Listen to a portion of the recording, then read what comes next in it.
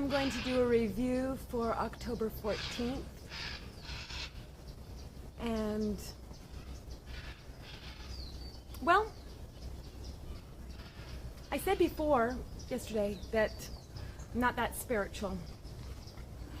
Really, I have a lot of spirit in me, whatever that means. But, I knew about God when I was very young, the concept of God, and I tried to invoke Him.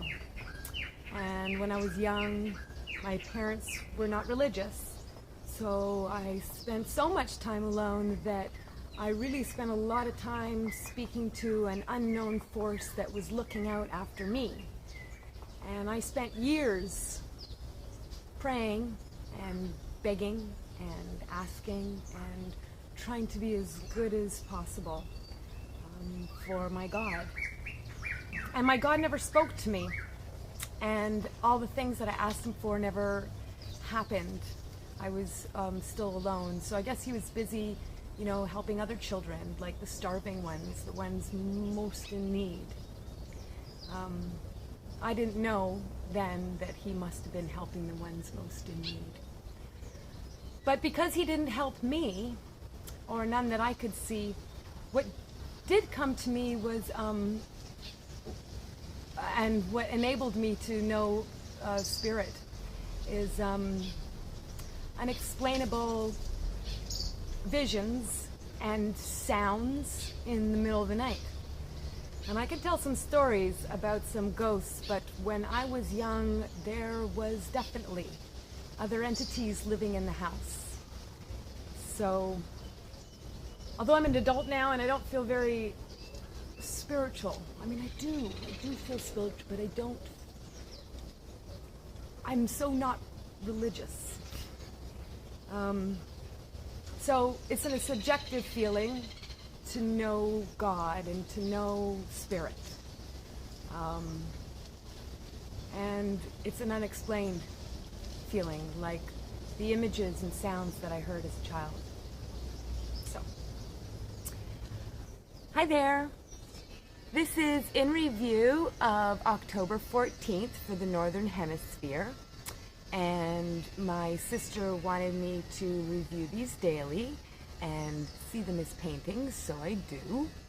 So only when the last spoke has been lifted to the wheel is there completion. Ambitions, career, family, and everyday identity are like the outer wheel. All your different talents and the deep aspects of the mind are like the spokes. The consciousness is the hub that holds it all together. At the center of the hub is emptiness, that aspect of ourselves that's open to the universal realities. Unfortunately, we are not always whole. Perhaps it's a matter of missed opportunities when we were younger, and perhaps it's a matter of lack of education and experience. Whatever it may be, we should, through introspection, search out what it is that we lack and then work towards fulfilling it. Once we identify and complete some part of ourselves, it is like fitting a spoke into the wheel. When we have enough spokes, we are whole. A new wheel will have a long future of rolling. Ourselves, once made whole, can serve our aspirations until the end. So, that was for the Northern Hemisphere, and this is for the Southern Hemisphere of October the 14th. Once you've seen the face of God, once you see the face of God, you see that same face on everyone that you meet. The true God has no face, and the true God has no name. But we can't identify with that until we're at a very high level of insight. Until then, the gods with names and faces are more worthy of veneration and study than the illusions of the world. I'm not sure the world is illusion and the gods are not. But I am sure some need assurance rather than the illusion of it. Long, sincere training, it is possible to see the face of God. It is not about scientific objectivity. It is about the deep and true recognition of the nature of life. Your attitude towards your God will be different than anyone else's understanding. Your God is a reflection of your own idea of divinity. Divinity is a reflection of your own understanding. If your experience is different from others, that does not invalidate your sense of God. You will have no doubts after you have seen. Knowing God is a source of compassion in our lives. We realize that our separation from others is artificial. We are neither separate from other people nor the natural energy and flow of life. It is only our own egotism that allows us to define ourselves as individuals. In fact, a direct experience with God is like a direct experience with the universality of life.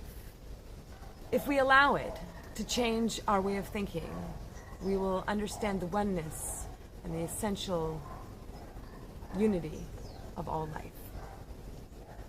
How does God look? How does God look? Well, you will see the same face. How does God look? Well, you will see. How does God look? Well, you will see, once you see the face of God, that same face on every person that you meet.